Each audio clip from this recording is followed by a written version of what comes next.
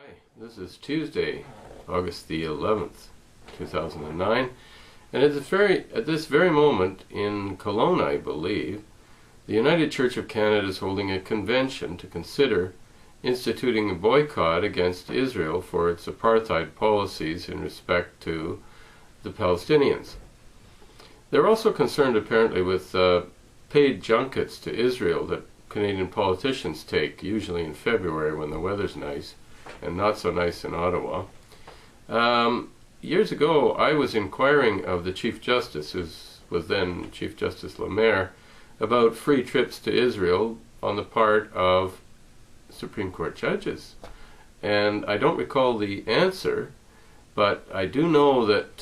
there were trips made by Supreme Court judges to Israel, which I could never understand in regard to why study their law. I mean, if anything, their law is only similar because it's in any way similar to British law.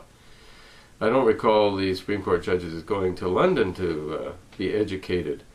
in the law. So what I'm trying to get at is that there's been a great deal of lobbying on the part of Israeli and Zionist groups to make the impression that Israel is entirely justified in everything it does vis-a-vis Palestinians. On the other hand, there are those who argue that the West Bank and Gaza are just like two large ghettos in which Palestinians are gradually being pressed and oppressed and deprived of what they need to prosper. And certainly the last summer's bombing raids on Gaza would make it virtually impossible to do business there or to have anything in the way of a normal life there. And I think in this regard it's healthy that the United Church is starting to consider a more even-handed approach towards Israel. The Harper government has been quite supportive of Israel, and very little criticism has ever been made by any Canadian politician of Israel, because the minute that it is, they're accused of being anti-Semitic, just like the United Church is now being accused of by the Canadian Jewish Congress. All this boils down to the need for balance in looking at the world, and the need to look at Israel like you would look at any other country,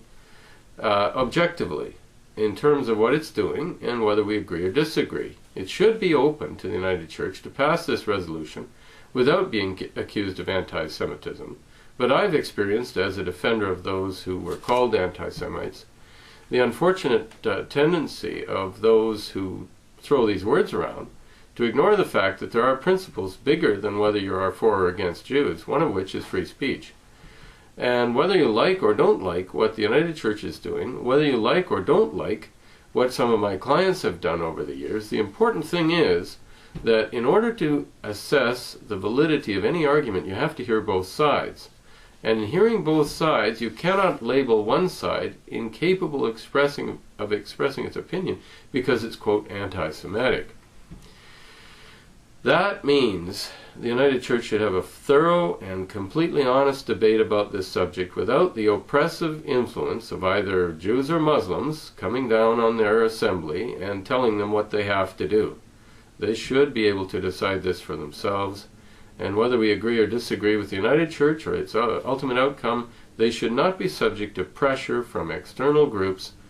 whose involvement in that organization is simply to achieve their own political goals. And in order to maintain adequate public debate on these important issues like peace in the Middle East, the United Church and all others should be free from this horrendously damaging accusation of anti-Semitism which is thrown around without the slightest regard for more important principles like balance and free speech.